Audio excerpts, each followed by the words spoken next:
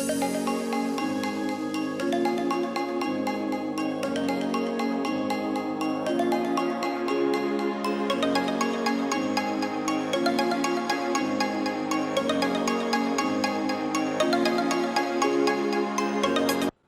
Akbar, Allahu Akbar, Allahu Akbar, walillahilham. Pagi hari ini senang sekali, mudah-mudahan kita semua dalam kondisi yang sehat dan positif tentunya. Saya kebetulan hari ini berada di Polda Sumatera Selatan. Saya ingin ketemu dengan sahabat lama saya, mantan Kasubdit Jatanras Polda Sumatera Selatan. Ikuti saya yuk.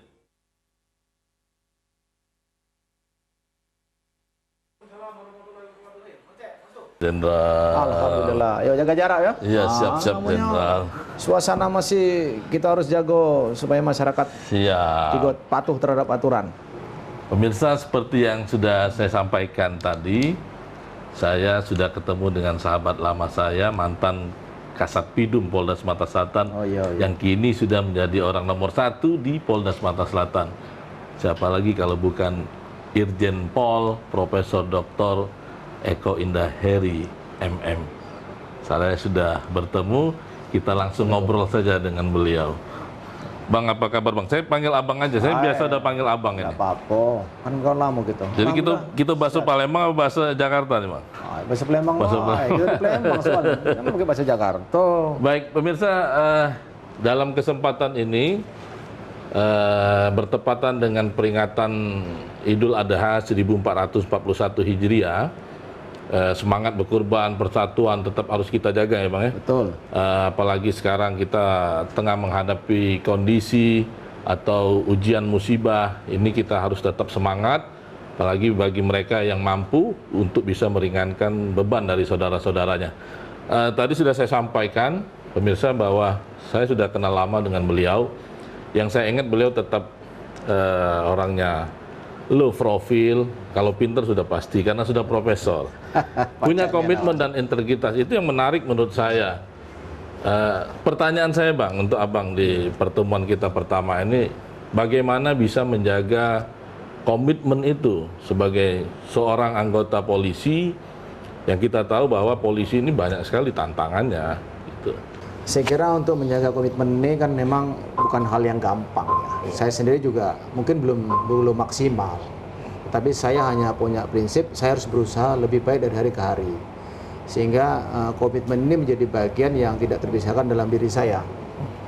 Kita sadarlah, polisi pekerjaannya juga banyak mendekat kepada masyarakat, banyak godaan, banyak ya tantangan juga lah, hambatan dan seterusnya. Nah oleh karena itu untuk menjaga komitmen ini yang penting kan dari diri kita dulu lah. Dari kita ini ada dalam hati kita nih. Kita ini nak kemana? Nak ngapo? Polisi ini kan hanya sarana untuk menjalankan suatu tugas, tujuannya adalah untuk ibadah. Itu yang harus dipegang. Jadi ini mungkin bisa ditularkan juga Bang ya buat jajaran kepolisian ya, betul. Saya kira ini kan sudah banyak ya sekarang, program Pak Kapolri juga begitu, program pemerintah juga sama aja, menjaga komitmennya adalah bagian yang terpenting. Nah, tentu yang patut diberi tauladan atau bisa memberi tauladannya adalah para pemimpin. Pemimpin dari Pak Kapolri kan sudah banyak memberikan keteladanan yang luar biasa. Nah, saya sebagai Kapolda tentu juga paling tidak menjadi figur untuk teman-teman saya, anggota-anggota saya yang ada di Polda Sumsel itu. Nah, itulah yang ingin saya coba tularkan juga kepada anggota kita. Gitu.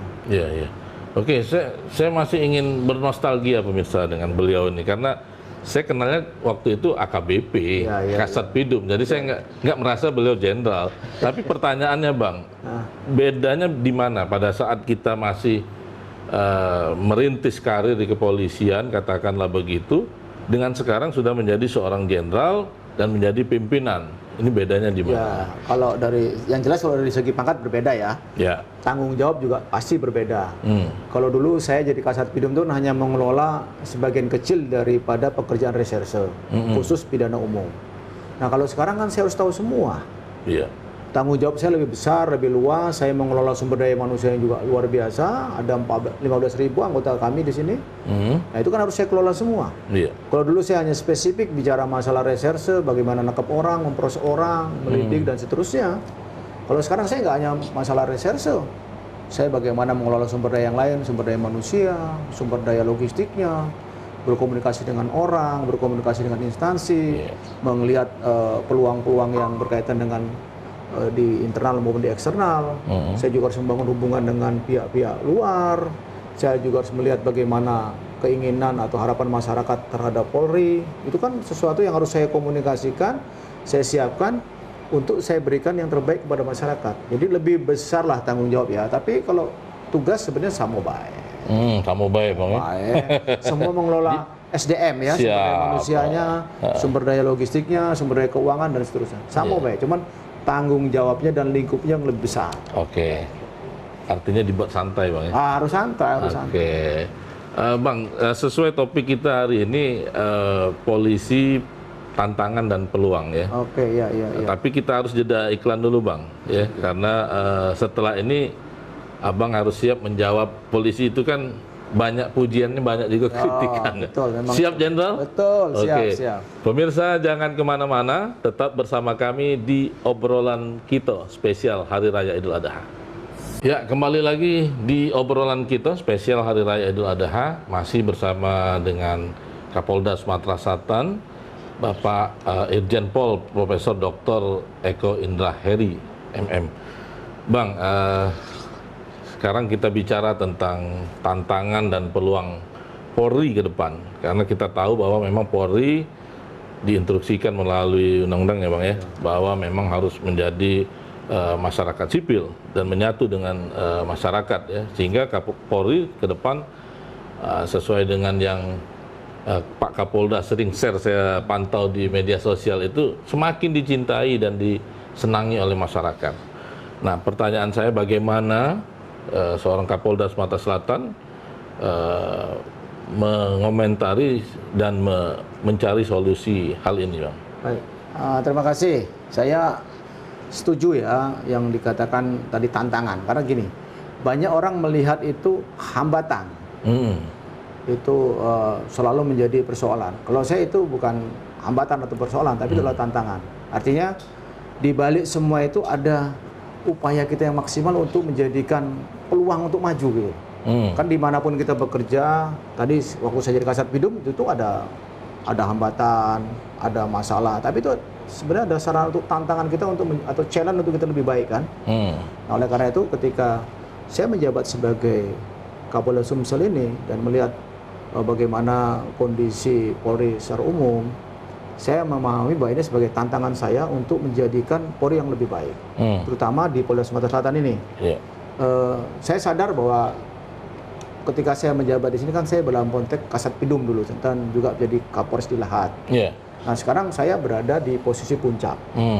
Posisi puncak ini kan tentu harapan masyarakat Sumsel, ekspektasi masyarakat Sumsel, kemudian harapan anggota itu kan terpundak pada saya. Nah, inilah yang menjadi tantangan saya, bagaimana mewujudkan tujuan organisasi Polri dalam arti bagaimana mengelola sumber daya manusianya, sumber daya logistiknya, dan terutama juga termasuk keuangan, dalam rangka mencoba sedikit barangkali memenuhi harapan masyarakat.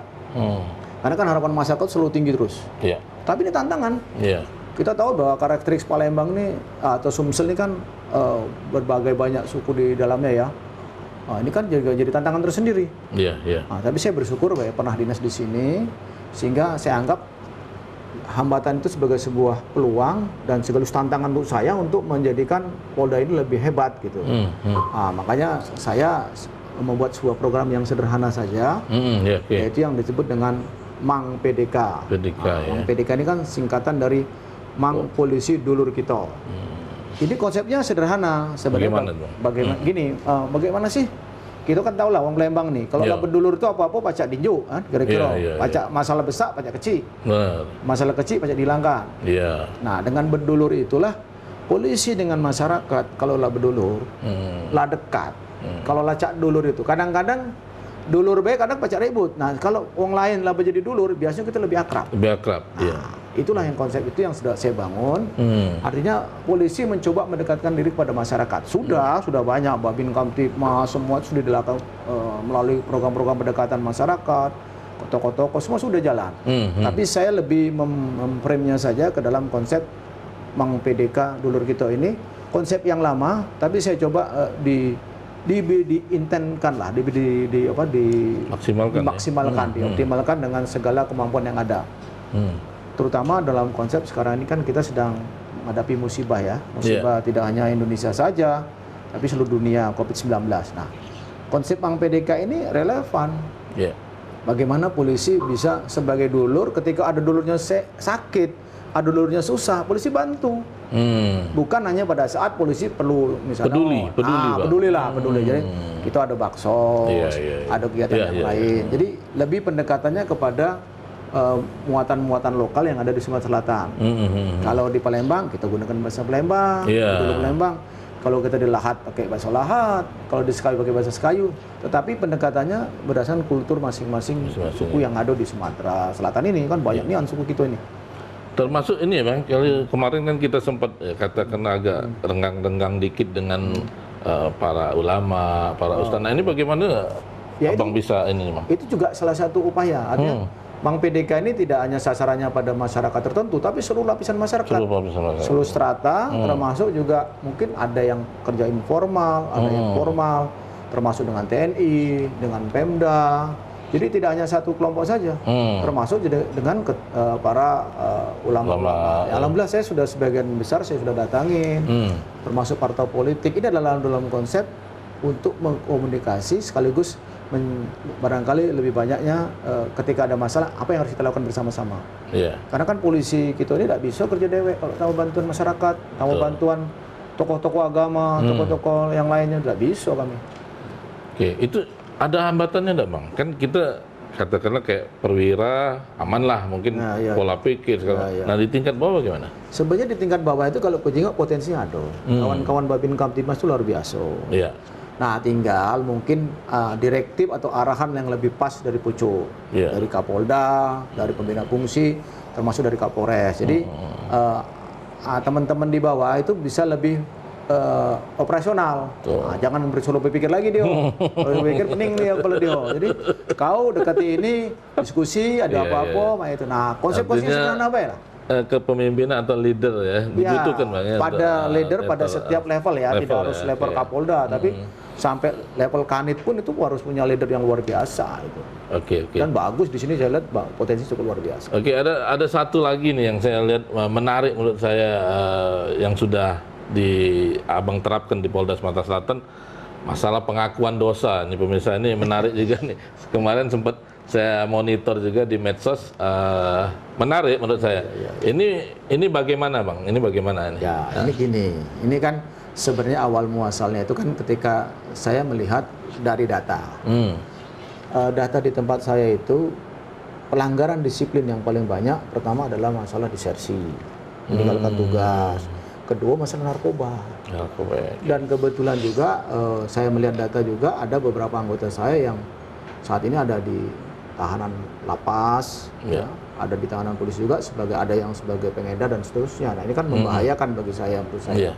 Sehingga saya berpikir apa yang harus saya lakukan. Saya tidak ingin kondisi personil saya juga sangat kurang. Artinya kalau dari segi tugas dengan jumlah ini masih perlu penambahan. Sementara yang ada ini kan ada juga yang kualitasnya masih yang tadi karena kena narkoba dan sebagainya. Sehingga kalau ini saya biarkan dan lebih bahaya lagi yang berikutnya ketika aparat yang punya senjata, punya kewenangan, terus dia melakukan perbuatan melanggar hukum, apalagi narkoba, ini sangat berbahaya. Apalagi membacking, juga sebagai kan dari awalnya kan memang dari semua dari coba-coba dari sebagai pemakai. Nah akhirnya saya cobalah inisiatif, yuk kita buatlah supaya mereka ini kita bina sebenarnya. Tapi kalau dibina ini kita waktunya kurang, biaya juga mungkin terlalu besar kalau lama. Nah, kita sekarang buat kesadaran dulu. Kesadaran. Terbukti ya ada 200 lebih Bang ya? 160 orang. Iya. 160 orang. Menarik Bang, tapi kita harus jeda iklan dulu. Kita masih punya sikok lagi segmen. Lagi segmen yang mungkin mewakili juga pertanyaan-pertanyaan dari masyarakat di luar. Bang, masih siap Bang? Nah, pemirsa, tetap bersama kami di obrolan kita. Jangan kemana-mana. Ya, kembali lagi pemirsa di obrolan kita spesial Hari Raya Idul Adha 1441 Hijriah. Masih bersama dengan Kapolda Sumatera Selatan, Profesor Dr. Eko Indah Heri MM. Ngomong-ngomong nggak dinjuk minum ini bisanya. Ya, puasa. Udah puasa. Abang puasa. Oh, Oke, puasa udah minum puasa. dong. Siap-siap. Bang, ini kita udah masuk di segmen terakhir ini. Ya, oke. Ya, banyak pertanyaan masyarakat di luar itu katakanlah menuju kepada bagaimana Polri bisa melayani dengan efektif, dengan maksimal, kemudian dengan komitmen dan bertanggung jawab sebagai aparatur negara. Nah, ini bagaimana Abang bisa menjawab pertanyaan ini, Bang? Ya, saya kira ini wajar ya. Masyarakat kan ingin dilayani dengan baik, dengan cepat, tanpa dibebani biaya dan seterusnya. Dan saya juga sadar bahwa sumber daya kami juga masih terbatas, masih juga ada yang perlu kami tingkatkan. Inilah saya belanja masalah, saya tingkatkan tadi kemampuan anggotanya, integritasnya untuk kita sama-sama melayani masyarakat dengan baik. Tentu tidak semudah membalik telapak tangan. Ya. Tetapi ini tugas seorang pemimpin, tugas saya harus mana caranya anggota ini harapan masyarakat itu paling tidak bisa terpenuhi. Walaupun berat, saya terus mencoba melakukan terobosan-terobosan. Banyak hal yang sudah saya lakukan antara lain ya pendekatan kepada terutama anggota dulu. Kemudian saya juga karena aku ini hobi ngajar, anak-anakku ajarilah Mak Mano cara menjadi polisi yang baik, Mak Mano jadi pemimpin yang baik.